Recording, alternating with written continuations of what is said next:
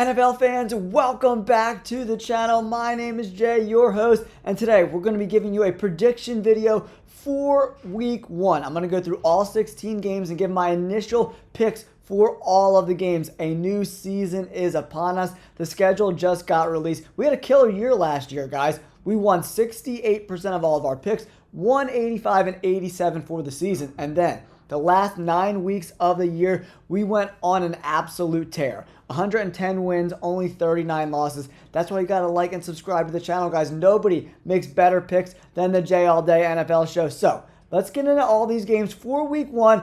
All 16 games. Let's do it! Kicking off the 2025 NFL season, guys, we have the Dallas Cowboys on the road taking on the defending champion Philadelphia Eagles. New head coach in Dallas, Brian Schottenheimer. The Philadelphia Eagles straight up owned the Dallas Cowboys last year. In both of those meetings, they outscored them 75-13, winning both of the contests. I like the Eagles again here, guys. They did lose a little bit on defense, but I just love this overall roster. And the Cowboys' offensive line is a little young, a little inexperienced, going against probably the best front seven in the NFL. I think it's going to be a long day for the Dallas Cowboys offensive line. The Cowboys did, however, add George Pickens as a complement to CeeDee Lamb. That's a huge upgrade for the wide receiver room. The Philadelphia Eagles lost Josh Sweat. They lost Milton Williams. But the offense is pretty much all coming back, guys, from the offensive line. A.J. Brown, Devontae Smith, Dallas Goedert's going to come back, Saquon Barkley. So I'm going with the Philadelphia Eagles to get a big win in week 1. The second game of week 1 is on Friday, September 5th. We got the Chiefs versus the LA Chargers, but this game is in Sao Paulo, Brazil, so no home field advantage for either of these teams. The Chiefs won both of the games last year, but they were very, very, very close, guys. 17-10 and then 19-17, right? So I'm going with the upset here, guys. I'm going with the LA Chargers to upset the Kansas City Chiefs. I like what the Chargers did in the draft. They added Omarion Hampton, who I absolutely love. And then the Chiefs added Josh Simmons in round 1, one of my favorite offensive linemen in this entire class. But he is coming off that very serious knee injury, so I'm not sure if he's going to be back. Hopefully Rashee Rice will be back and healthy. Hopefully we'll see the Chiefs with Isaiah Pacheco be a little bit better than he looked last year. But the offensive line's got some moving parts. Joe Thuney is now gone. He's with the Bears. So I love what the Chargers are doing.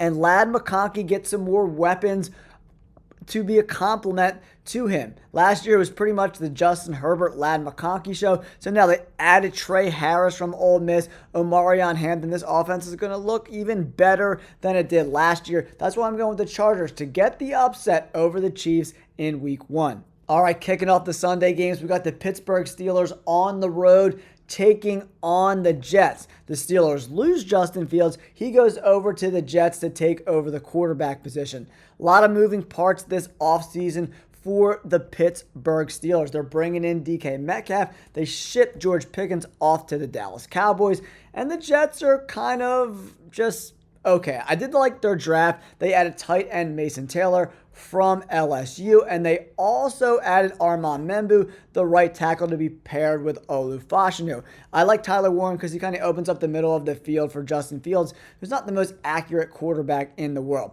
So who's going to be the quarterback for the Pittsburgh Steelers? Aaron Rodgers is still out in no man's land. We don't know if it's just going to be Mason Rudolph. We'll have to see what happens there. So in the draft, they added Derek Harmon, Caleb Johnson, who I love, who will replace Najee Harris. I'm going with the Pittsburgh Steelers. I think that defense with TJ Watt and Alex Highsmith is just too much for the New York Jets. New head coach Aaron Glenn there. A lot of moving parts all around. They got a new OC. They got a new defensive coordinator. For them to beat Pittsburgh, I think that's a tall ask. So I'm going to go with the Pittsburgh Steelers to get a big road victory in week 1. Next up, we got the Miami Dolphins on the road taking on the Indianapolis Colts. The Colts bring in Daniel Jones to compete with Anthony Richardson. They also drafted Riley Leonard from Notre Dame. So a little bit of a quarterback competition there. Last year, Miami played the Colts 16-10. the Colts won. But it was one of the worst games I've ever watched in my whole life. No Tua in that game either. It was an offensive disaster for both of these teams. Tough to watch. I don't think much is going to change, even though the Indianapolis Colts did add Tyler Warren in the draft, a pick I absolutely love. Kenneth Grant was the Miami Dolphins' #1 pick. I think it was a little bit of a reach. They also had no third or fourth round picks in this draft. So this Miami roster is not great, especially with Javon Holland leaving. I don't love it. So I'm going to go with the Indianapolis Colts to get a big home victory there. I like what they're doing, right?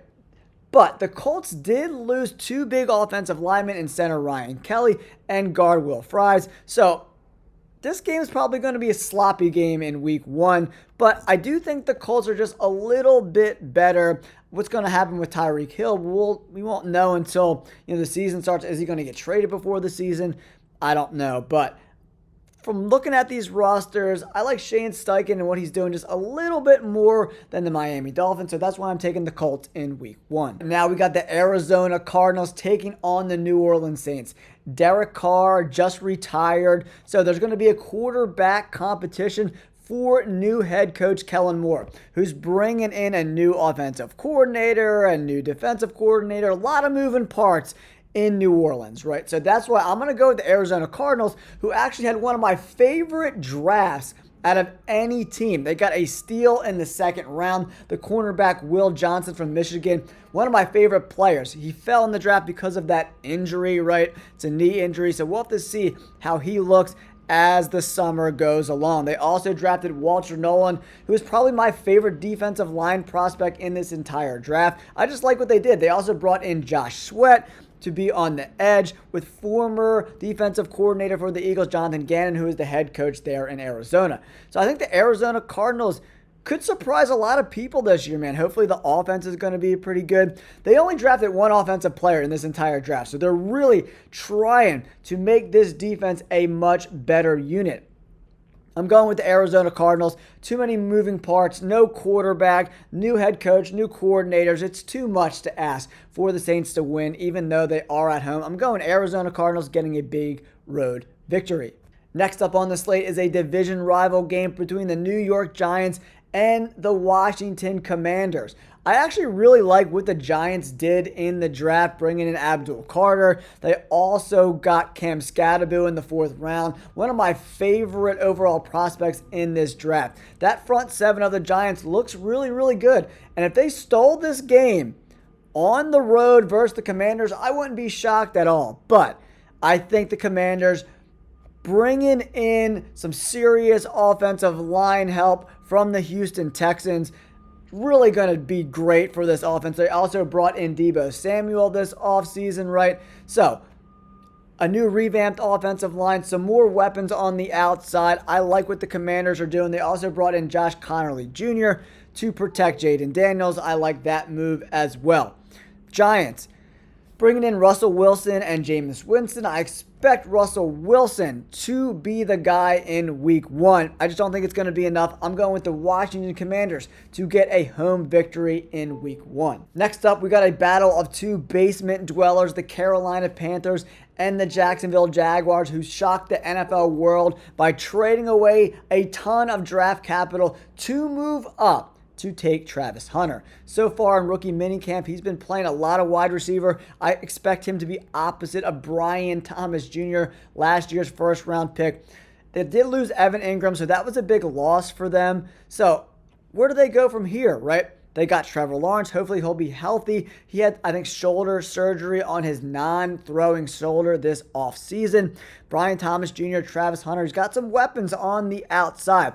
But Bryce Young had a really, really good second half of the year. They brought in Tedero and McMillan in the draft. So I'm going with the Carolina Panthers to steal one on the road versus the Jacksonville Jaguars. Next up, we got a battle of the AFC North. We got the Cleveland Browns at home versus the Cincinnati Bengals. Did the Bengals really get better this offseason? I didn't love their draft personally. The Cleveland Browns brought in a bunch of quarterbacks. They got Joe Flacco, Kenny Pickett, and then the 2 draft picks.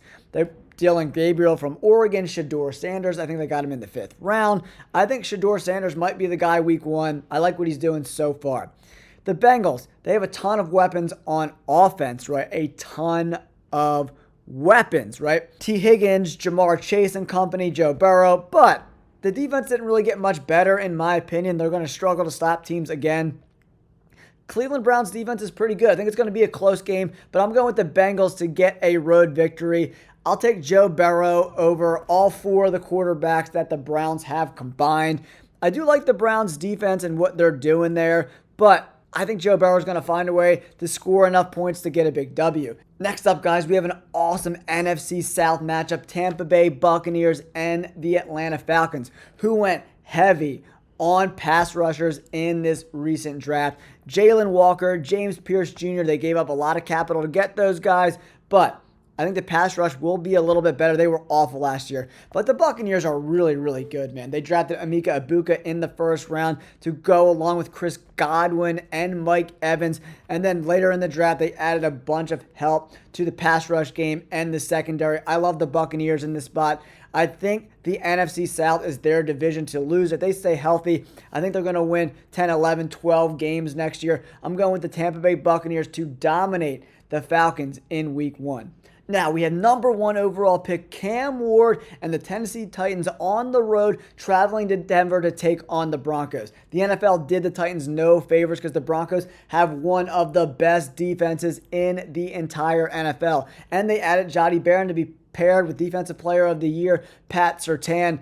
Yikes. Cam Ward and this offense are going to struggle all game long. If they score over 14 points, I will be shocked. I think the Denver Broncos are going to blow the brakes off the Titans. And it's going to be a welcome to the NFL moment for Cam Ward, who I do like, but it's an uphill battle for them this season. They don't have a ton of weapons on offense, in my opinion. And taking on a great defense in Denver, yikes. Denver Broncos dominate. Next up on this slate, we have the 49ers taking on the Seahawks. The 49ers blew it up. They did bring in Mykal Williams with their 1st round pick, which I absolutely loved. And the Seahawks drafted Gray's able to really help the interior part of that offensive line and protect new quarterback Sam Darnold, who was signed coming over from the Minnesota Vikings after that great season last year for Sam Darnold. Geno Smith is now with the Raiders. I don't know, man. The 49ers, that roster is looking bare. That cabinet is looking super, super bare. And Seattle is always a really tough place to play, in my opinion. I know they're division rivals. Division games are games I never really like to bet on at all whatsoever. But I'm going to go with the Seahawks here. 2nd season with Mike McDonald at the helm for the Seahawks. He's starting to put his stamp on this roster. So I expect this team to be even better than they were last year. And the 49ers are going to be kind of meddling, in my opinion. They bring in new defensive coordinator Robert Saleh, who's back from the Jets. But I'm going with the Seahawks all day, guys. NFL fans, we have 4 games left in week 1, and they are all absolute bangers. The first we're going to talk about is the Green Bay Packers at home taking on their rival, the Detroit Lions. The Lions lose 2 coordinators. Aaron Glenn is now the head coach of the Jets, and Ben Johnson now the head coach for the Chicago Bears. So I do think there's going to be some growing pains both on offense and defense. The Lions should get a healthy Aiden Hutchinson back, which would be a huge boost to that defense. The Packers drafted Matthew Golden. He's one of the best separators in this draft class. I love what he's going to bring to this offense. This is a shit or get off the pot type of situation for Jordan Love. I really want to see a big season of improvement for Jordan Love. But with all those moving parts happening with the coordinators, I'm going to go with the Green Bay Packers to win a close game in week 1. And we all know Jared Goff doesn't play as well outside in the elements, so that's why I'm going to go with the Packers in this game. Next up, we got a really, really fun matchup with the Houston Texans on the road taking on the LA Rams. Matthew Stafford is back at the quarterback position for the Rams. Some moving parts there. Devontae Adams is in. Cooper Kupp is out. This defense was very, very good last year, especially the front 7. I want to see the secondary improve a little bit to take on C.J. Stroud and a brand new cabinet of weapons for this offense, including Jaden Higgins, one of my favorite wide receivers in this entire draft class. The Texans' season is going to depend on whether or not they can protect C.J. Stroud. They traded away their left tackle, one of the better offensive linemen in the NFL. He's gone. So where the hell do they go with this offensive line? I really like the Rams front seven, so that's why I think they're going to dominate. They're going to absolutely dominate the Houston Texans. I think they're going to win, cover the spread. I think they're going to win by 14, 17, 20 points. I think CJ Stroud's going to have a long day. Brandon Fisk, Jarrett Verse coming at you. I love the Rams in this spot. Next up, we got Sunday Night Football. My favorite game of the week by far, Baltimore Ravens taking on the Buffalo Bills. The Buffalo Bills were able to beat them in the division round last year to take on the Chiefs to go to the Super Bowl, which they ultimately lost, right? But the Buffalo Bills, I like what they did in the draft. They went very defense heavy. The Ravens seem to have a great draft every single year. They got Malachi Starks to pair up with Kyle Hamilton. And then they got Mike Green, to rush the passer. How do the Ravens just keep doing this over and over and over again? They have an excellent defense. I wish they would have addressed the wide receiver room a little bit more, in my opinion. Derrick Henry got that extension as well.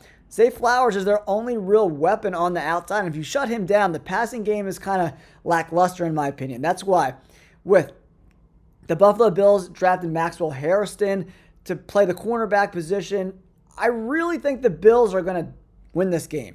Probably going to be another really close game coming down to the fourth quarter, but I'm going to go with the Buffalo Bills at home to get a big W over the Baltimore Ravens. And then Monday Night Football, we have the Minnesota Vikings on the road taking on the Bears. New head coach Ben Johnson is there.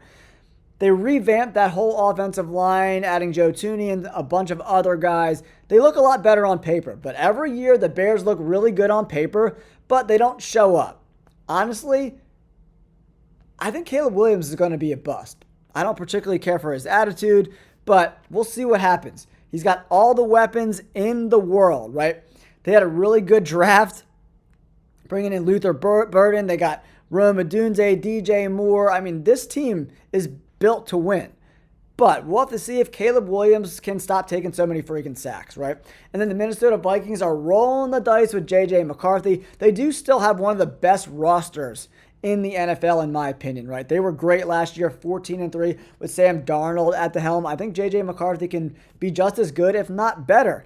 So I'm going with the Minnesota Vikings to get a big road victory over the Bears. I just don't trust Caleb Williams. And I think it's going to take a little while in Ben Johnson's system for him to kind of get the hang of what the hell is going on. So that's why I'm going with the Vikings to get a big W, guys. Don't forget to like and subscribe. Thanks for tuning in. Peace.